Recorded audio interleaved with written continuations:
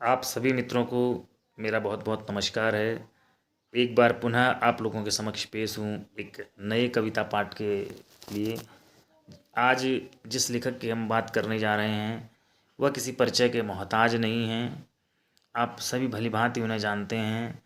जितने भी कविता प्रेमी, उपन्यास साहित्य प्रेमी लोग हैं, हिंदी प्रेमी लोग हैं, वह उनके नाम की महत्वता जानते हैं। तो ज़्यादा विलंब न करते हुए मैं आपको उन लेखक का नाम बताता हूँ। उनका नाम है हरिवंश राय बच्चन। हरिवंश राय बच्चन जी से आप सभी हिंदी प्रेमी परिचित होंगे। तो उनके बारे में मैं कुछ संक्षिप्त जानकारी आपको देना चाहता हूँ। जैसे कि उनका जो जन्म था वह 27 नवंबर 1907 ईस्वी को इलाहाबाद उत्तर प्रदेश भारत में हुआ था। और जो इनकी मृत्यु हुई थी, इनका जो निधन हुआ था वह 18 जनवरी 2003 को हुआ था। जो बच्चन था वह इनकी जात नहीं है, वह इनका उपनाम है। इनकी जो प्रमुख कृतियां हैं मैं उनके बारे में संक्षिप्त में आपको बता देता हूँ। मधुशाला, मधुबाला, मधुकलश, मिलन यामिनी, प्रणय पत्रिका, निशा निमंत्रण, दो चट्टानें इनकी प्रमुख कृतियां हैं। हिंदी के सर्वाधिक लोकप्रिय कवियों में गणना की जाती है हरिवंश राय बच्चन जी की। सिने सितारे अमिताभ बच्चन के पिता हैं ये। दो चट्टाने के लिए 1968 का साहित्य अकादमी पुरस्कार इन्हें मिला था।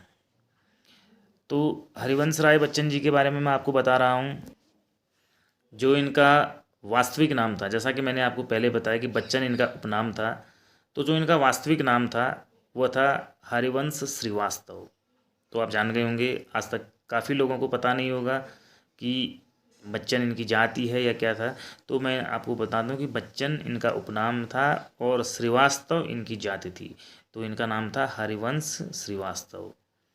तो इनके बारे में बात करने के लिए बहुत सारी चीज़ें हैं, लेकिन यह वीडियो बहुत ज़्यादा लंबा हो जाएगा अगर मैं इनके बारे में विस्तार से आप लोगों को बताने लगा।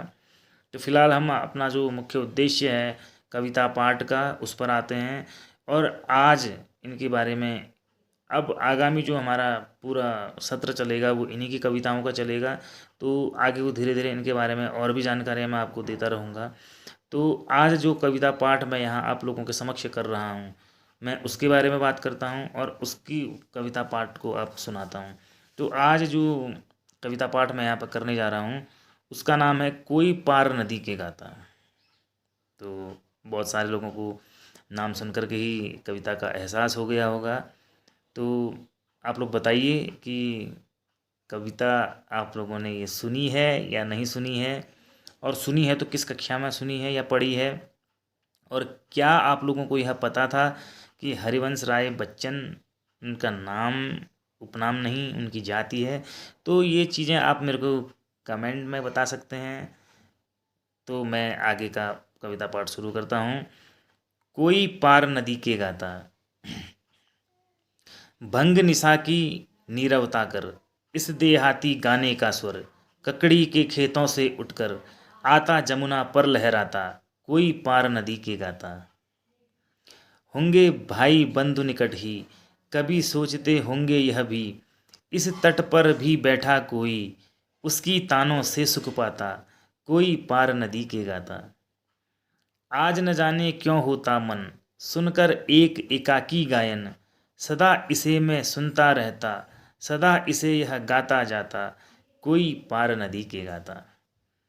तो बंधुओं, यह थी हरिवंश राय श्रीवास्तव उर्फ बच्चन जी की कविता। अब आगामी सप्ताहों में आप हरिवंश राय बच्चन जी की कविताओं का संग्रह देखते रहेंगे मेरे चैनल पर। और अगर आपको यह कविता अच्छी लगी और हमारे चैनल पर दिखाया गया कंटेंट आपको पसंद आता है तो प्लीज़ लाइक करिए, चैनल को सब्सक्राइब करिए और कविता को शेयर कर दीजिए। मेरा आप सभी से हाथ जोड़ करके विनती है।